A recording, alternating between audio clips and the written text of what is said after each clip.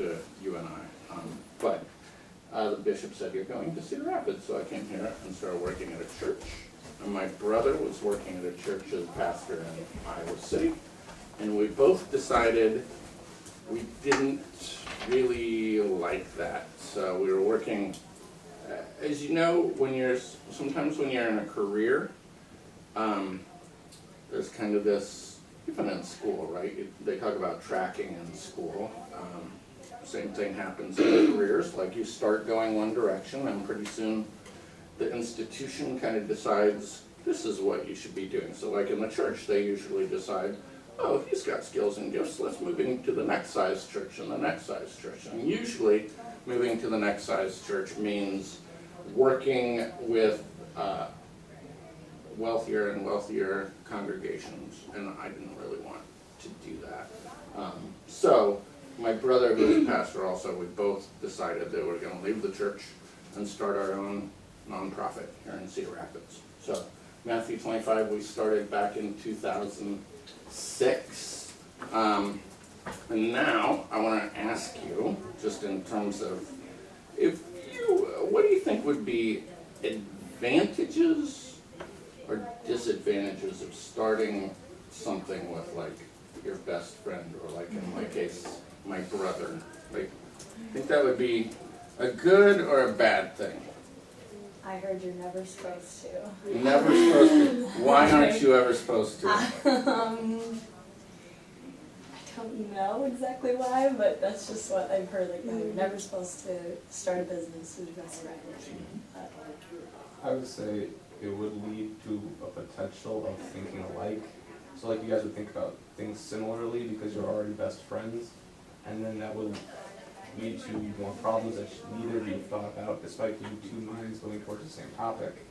So if you work with somebody different that you don't know, you have a chance to think like a tree instead of like, I don't know, a telephone pole. That's a very good point, yeah. Both being pastors especially have certain skill sets, right, and certain things that you don't really think about, so. Yeah, any other thoughts on that? Like, another thing that could be almost opposite, if you guys don't get along or get into a falling out, it could be almost worse because you're brothers, or like, because I'm sure like growing up you guys fought or whatever, and it no, never. And Maybe a little bit. it could just cause like family issues too if you disagree in something in the business. It could turn into a bigger deal than it maybe needed to be. It's probably a lot easier to fight. Yeah. You're comfortable fighting.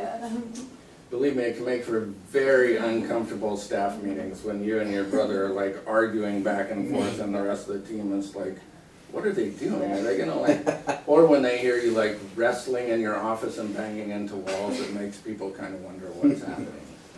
Yeah. Other thoughts on good and bad? Well, just with that, like, in some sort of circumstances, especially with like one of your best friends, you don't want to say something that like you know that they're going to disagree with, and it could just end up in fights anyway because you're like, oh, I don't think that's a good idea, but I don't want to hurt your feelings by telling you that it's a bad idea. And, like, just other random bad things that could happen. It could be a good thing though, because you could like trust them with like your life, so like you know they wouldn't like take your money or other things like that, because you're your brother, so you know exactly where they will be.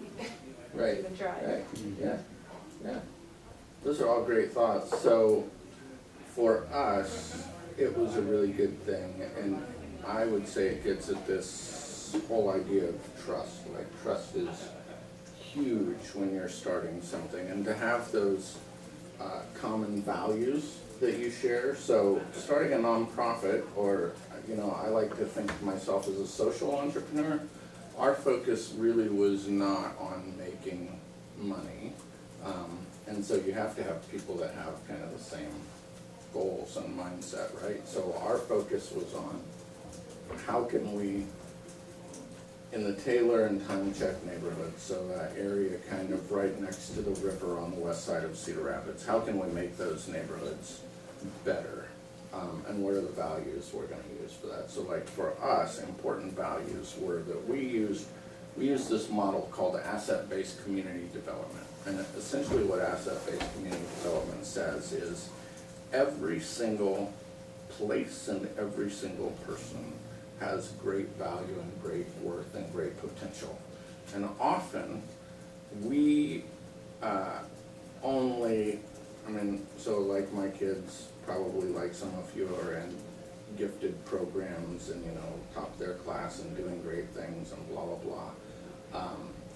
Those are the kids that we often say we value, right? But my mindset would be through asset-based community development that every kid has great potential, and we often overlook kids and overlook places and say, that school, nobody that's a superstar or runs a business has ever come out of that school, or their parents don't have jobs that are like the best jobs or whatever. So for us to both kind of bring that mindset into the mix was important. So we wanted to be, scouting out possibilities of what could happen and what could be good programs. So we started Matthew 25 in kind of a different way maybe than normal businesses. Often you would have a business plan, right, with a funding model and your goals and objectives, and you'd be thinking about this new thing that you want to create that was going to make money and hopefully be scalable and able to spread out, right, and you could start multiplying it. So like, you know, if you make a widget and you make 20 cents off of it, that's not making a great living. But if you make 20 million widgets and you make 20 cents off of them, then you're doing pretty well. So normally that would be a way entrepreneurs would think. But our way of starting off was to not have a strategic plan, to not necessarily know what we were doing, but to go and knock on doors and get to know people in the neighborhood and start to listen to what their hopes and dreams were for their neighborhood. So there is a part of entrepreneurship that talks about product discovery and how you need to be going out there and testing and seeing, okay, so I came up with this idea of everybody likes mocha, right? But if I go out and I start serving it to people and they're like, that's the nastiest thing ever, then you probably don't want to invest millions of dollars into making that, right? So we went out and knocked on doors and kind of said, is there a need for anything in this neighborhood to be different? Is there a need for things to change? And what do you see as kind of key assets that we could build on to improve things? And one of the things that we heard over and over is that we absolutely love our kids and we want them to do well. The Taylor Elementary School conferences were among the best attended conferences anywhere. And so the more that we could do to help support them and their kids being able to chase after their dreams, the more they would appreciate it. The more we could do things where families were kind of having opportunities to get together and have fun, they would appreciate it. So we kind of started thinking in that way, what can we offer to give these kids opportunities? With this belief that, I don't know if this is true for you, I think it is true for people, that if you can find the spark in somebody, that they will blow through whatever barriers are in their way, right? So like if you're really charged up about music and you love music, you're probably gonna figure out how to do music, even if like people say, well, your family's never done music, you know, nobody makes a living at music, blah, blah, blah, blah. You're gonna say, I don't really care what other people think, I'm gonna make this happen. So we started offering lessons in music, after school programming, that kind of thing to kids. We also started offering like free lunches to people so that they'd have food in their bellies and that kind of thing and be able to chase after dreams. So we'll pause there and I'm gonna, I'll come back to it, but I wanna focus on this whole concept of entrepreneurs having to be willing to like break through barriers and overcome people telling them no. So tell me, like, have you ever had a place in life where people told you that you couldn't do something and you decided to do it anyway? I mean, it couldn't be something simple, like your parents said you couldn't go to something and you said, no, I'm gonna absolutely go to that. Or it could be something more complex. Give me some examples of times maybe you've been told no and you did it anyway. Ever had that happen? You all are so well behaved and well accepted.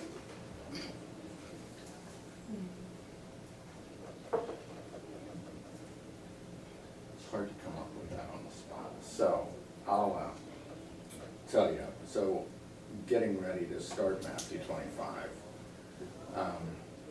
The church is not unlike other businesses, that they have a certain number of employees and a certain number of churches they need to fill. And so their goal is to have as many employees as possible to fill these slots. So when Courtney, my brother, and I went to the bishop of the Methodist Church and said, we want to leave the church and start something different. That was probably not an easy thing for the bishop to hear, because now 2 pastors in the area that are fairly talented are leaving these churches, and he has to figure out who else to fill them. But so there was that part of the warning, but there was also the warning of, do you really know what you're doing? Do you have a plan? Do you have an exit strategy if things go really bad? So I remember sitting there with the bishop kind of across the table from him the way we are, and saying that we were going to do this, and he said, it sounds really romantic to do something like this. Sounds like a cool thing to try, but you both have 2 kids at home. Your wives are stay-at-home moms. What are you going to do if you can't make any money at it and you can't put food on the table for your family? Then it's not going to sound quite as cool and romantic, is it? So I hope you'll really consider whether you want to do this or not. I walked out of that meeting in tears because I felt like I thought I would go in and I'd present this idea, and the bishop would say, yeah, we've got $100,000 sitting over here and we'll support you. First couple of years we'll make sure this happens. And instead it was I'll pray for you. Good luck. Fortunately, my brother and I, like I said, our wives were both staying at home with our kids. And when we went and talked to them, they both said that they would be willing to go back to work and get jobs so that they could help pay for us being able to do this new thing. And so they did within 2 months of us, especially in my case, 2 months of me saying that I was going to do this and taking steps to kind of leave the church. My wife found a job that paid pretty much exactly what I was making as pastor, and that our income stayed essentially the same as I moved into this thing, making no money. I think if you're going to be an entrepreneur, you have to have those things like an exit strategy, but you also have to have this tenacity and willingness to go against what other people think you're going to be able to do. For me, that there's this well-known person that talks about this kind of burning in your bones. For me, it really wasn't a choice. It's I was at this place in my life where I knew that starting something like Matthew 25 was what I needed to do. And if I didn't do it, I wasn't going to be happy, and I was probably going to look back 20 years down the line and say, why didn't I do that? So I think at a certain level, especially if you're doing more of a social entrepreneurial kind of thing, you have to have that willingness and that drive to break through those barriers. Now, it's easy, in terms of all of that with Matthew 25, because we've gotten to a place where people think we're great and they want to be part of it, and people come and they join, and people like Mark ask, oh, can you come and talk, because we actually look like we know something, but we've learned along the way, but it's it's a learning process, and you have to have the tenacity to push through it. So, now jump back into the story of us kind of starting this. We're rolling along, we're offering things to the community, trying to do some good, and then, so we started in 2007, 2008 comes along. What happened in 2008? Do you guys remember that? Yeah, so the flood happens, and where's Matthew 25 located? Right next to the river, right in the floodplain. And so we're in this old church basement, 100-year, it was a church that was just getting ready to celebrate their 100th birthday. And we said to them, as the forecast of more and more rain and potential flooding was rolling in, we said to the people in the church, do you think we're going to be okay in this basement? And they said, oh my gosh, this church is 100 years old and we've never even had water in the basement. Don't worry about any of that. It's going to be fine. And so we're going along. It's right after school's gotten out. We're starting our summer feeding program, and we're right across from the old school district, Cedar Rapids School District admin building. And we're up waiting for a free lunch guest to come in, and all of a sudden all this heavy equipment from the school district rolls up next to the building. And guys jump out and they start literally wrapping all their buildings in plastic and backloading trucks up to them and pouring out sand to hold the plastic in place. And we're like, what's going on? And they say, oh yeah, you haven't heard this. So they're forecasting 2 to 3 feet of water coming into this area for the flood. And all of a sudden our free lunch guests become our free lunch workers and help move things up, so we're in the basement and we're thinking, wow, if we move things they said 2 or 3 feet, if we move them up on those tables or up on the shelf or that kind of thing, everything will be okay, right? And so we did that. We had youth groups come in and help move stuff, and there ended up being in that building about 12 feet of water. So it filled the whole basement, went up into the main sanctuary level. This 100-year-old church was torn down 9 months later. So we had to kind of, in the span of a couple of days, decide what are we going to do now. If we had had a business plan, that's all thrown out the window, right? So we called another church, moved to another place, to another building, and kind of within 5 days had started our free lunch program back up, and we're starting to think about ways we could go out into the community. Again, for us, it started with listening. So we called up all the churches that we knew and said, we need half dozen to a dozen of your cookies, fresh homemade cookies put in plastic bags, so we can go out and deliver them door to door. So we got scads, freezers overflowing with cookies, right? All these people brought us cookies, and then people started showing up to help us go out and deliver these cookies.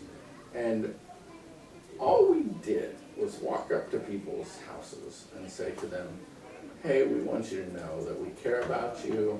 We've got some fresh homemade cookies for you. Is there anything that you need to share with us about what's going on? Anything we can do for you? And honestly, people started bawling and telling us their stories, and we discovered things that were happening that were not good. We walked into one house where it was recent immigrants that were there without documentation, and so they were terrified to go to any place and try to seek services, and so they're living in this muddy, flooded home with a generator running and a little baby in a baby carrier sitting in the middle of mud and squalor. And so those stories and learnings propelled us kind of to the next level of Matthew 25. So the first thing that we did, and things just kind of appeared and happened. So like after the free lunch program, one of the things that happened was a buddy of mine who was a pastor in Michigan called me up and said, hey, we have a Ryder truck that's been donated to us. It's full of new tools that have been donated to us. So we're gonna bring it to Cedar Rapids so that you can hand it out and give it to people, give people tools. And so we knew that there were things like tool libraries out there where people can essentially check out tools. So we said, let's create a tool library. So we started researching like how does a tool library and how do we get, what system do we use to check out tools? We're in the middle of like planning that in this church, and the church was a little uncomfortable with us bringing all kinds of tools and stuff into the church, but we're moving forward with it. And this guy walks into the church and says to us, hey, I heard you guys were doing this, and I have a couple of pairs of boots and some squeegees and that kind of thing that you can have that were used to clean out my building. My church just helped me clean out this building that I have. And we said, well, what's your building? Where is it? And he said, oh, it's like this big warehouse right in the middle of the flood zone. And so we said, well, would you be open to like having a tool library in your building? And he said, yeah, that'd be a great idea. So like this building then became our second location, and we brought in all kinds of other programs like United Way and others that helped to deliver services to people in the flood zone. So I'm going to tell you about like 2 other programs that we started real quick, and then we can kind of talk about some other questions. So, but fast forward, 2008, the flood happens. We're like starting things like the tool library, starting to help people with fixing up their houses, that kind of thing. 2009, though, people are feeling like really frustrated that there's not enough progress being made in these flooded neighborhoods. It's still my brother and I, both working half-time, and another part-time secretary that's working with us. So we're like taking part in trying to organize neighbors and make sure that their voices are heard. And we're feeling like there's just spotty recovery, not a lot happening. And so we're in this meeting, and I proposed to this nonprofit executive that there's got to be a way to do flood recovery better. Like, what if instead of us doing it just piecemeal here and there, we said, let's go 1 block at a time. Let's meet with people in their own homes so that it's on their turf and they're in charge instead of us as kind of nonprofit folks being in charge. And let's have them develop a plan for how to bring every property on that block back so that it's a home somebody can live in, or it's a new home, or that kind of thing. And he says to me, you know what? I just talked to this other person, John Smith, that runs this large trucking firm, and John said he wants to donate $1 million to something that will move flood recovery forward. And I think your idea has merit to it. So that was like April, May. Within 3 weeks after that, the Greater Cedar Rapids Community Foundation has said that they'll fund this program at $500,000. The trucking firm has said that they'll give $1 million. Another foundation said they'll give $1 million.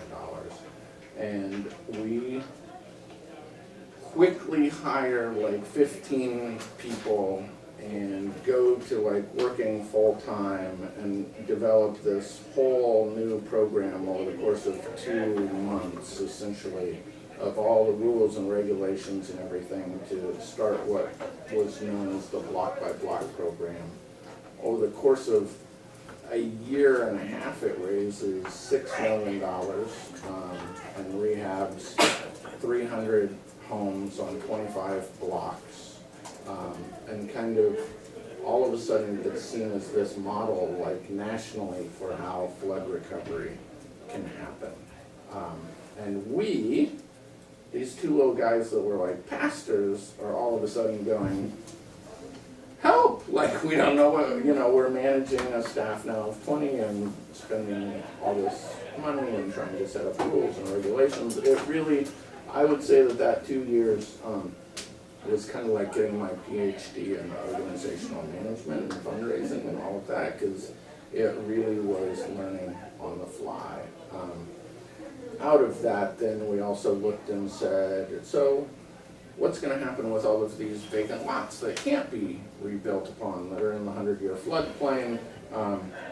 And so we found a place that had like 18 of those vacant lots and proposed the state's first urban farm. So we created this urban farm that's in the middle of the Time Check neighborhood that's about 2 acres of land where we grow veggies that are sold or given away, so that people can also learn about how to prepare and also how to save and store fresh veggies. We do like urban farm camps during the summer, so we have everything from like little kids going out and doing scavenger hunts on the farm to high school. We have 12, this year we'll have 15 high schoolers that will be working on the farm, learning job skills and entrepreneurial skills. So if you're interested in that, like in another month, you should think about applying.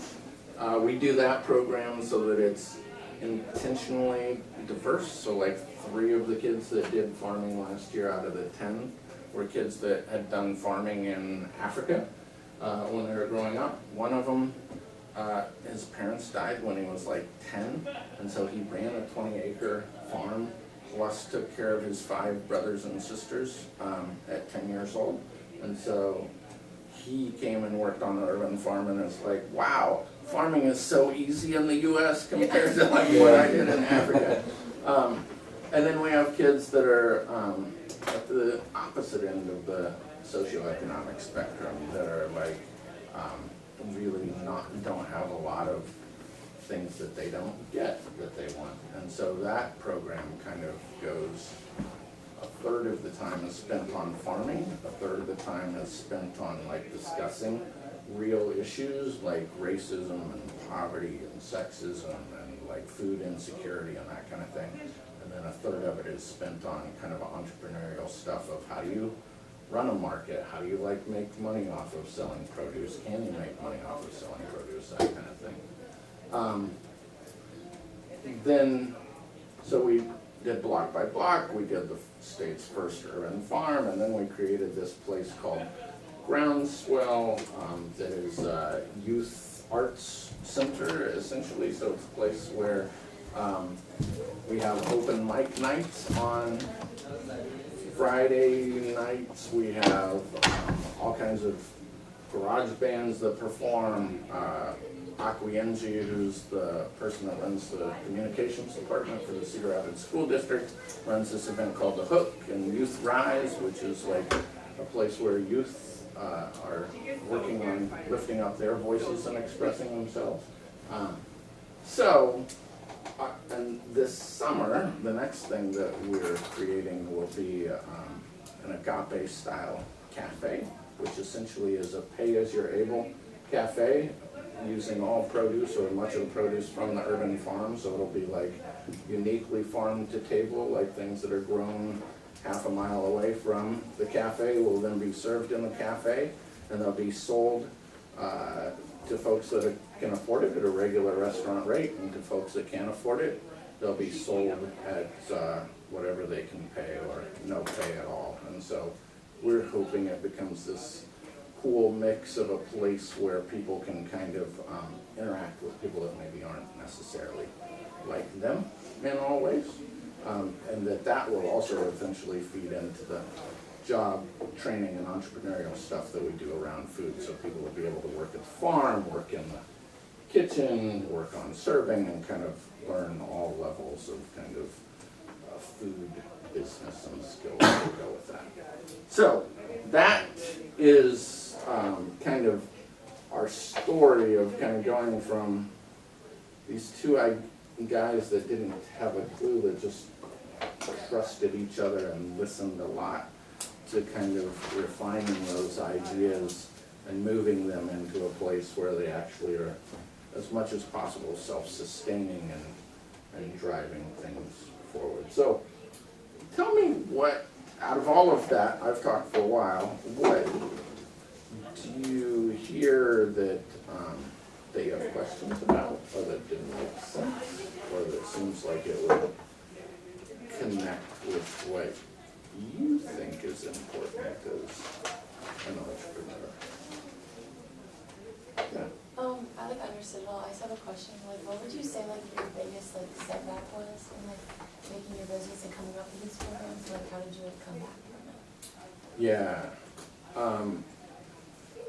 I would say people are the most important ingredient of any successful business, right? And so, like, for instance, the urban farm, when we started it, it was one of the people that was working with us, and he was into urban farming and said, hey, I'd like to try out this idea.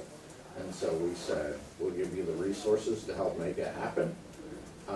But then, about 8 months after he did that, and after we'd committed all these resources, then his family went through a rough patch. He got divorced, he moved to Iowa City, and so he had to find another job in Iowa City. And losing people really is what sets an organization back, I think, more than anything else. And so, ways that we've overcome that, often that means that then you as the kind of director or leader have to be able to step in and carry things while others are out, and then try to find replacement talent as quick as you can. But that's the hard thing about starting a small business and growing it, is that you, until you develop bench strength, like, of people at different levels of skill that are ready to step in and take over, it just means you have to know a lot of different areas. So, yeah. Probably the biggest example of that was in 2014, my brother left Matthew 25 to go work on being a writer, which was totally cool. We still have a great relationship, all that kind of thing, but it's hard to go from like starting something with somebody that you know and love and trust completely to like trying to find other folks. So, yeah. Great question. Other questions? I don't know if anybody else out there is thinking this or not, but I'll ask it. Not that I don't know the answer, but how do you get paid if you're a nonprofit? Yeah, that's a very good question. So, when we think, we have gotten to the place with things that we try that we now lay out a business plan, right? And some of our things, because we're this weird combination, some nonprofits would get paid simply by having contracts with the state, because the state would say, like, this service needs to happen, right? Like teachers get paid because the state says this needs to happen. Some get paid because there is a reimbursement by like medical providers or that kind of thing. For us, we look at every program and say, is this something that is going to generate revenue so that it can help other programs? Is it going to like be self-sustaining, or is it going to be more charitable and therefore we have to go raise money for it? So like, as an organization in the whole, like 70% of what we do is covered by corporations, churches, individuals that decide to give us grants or give us money. And then 30% is things that we like charge for. So like if you're getting tools from the tool library, you pay a small fee. If you're renting one, we have like 16 houses that we own. If you're renting one of those houses, you pay rent, those kinds of things. So it's this mix of different things. So, And this tool library is a tool library. It's got everything possible. It's unbelievable. unbelievable. Yeah, so pretty much everything you'd want, like if you're doing a lawn or home project, so. Is Yeah. it still in the warehouse? You like where you began it? So we've had 5 different locations. Really? Yeah, so now, since 2014, we've been in the Kingston Village area, and the tool library's in the same building. Yep. You guys know where the Kingston Village area is? Have any of you ever heard of Groundswell?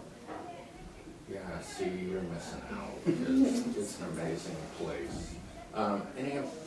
Does Eastern Iowa Arts Academy like reach out this far?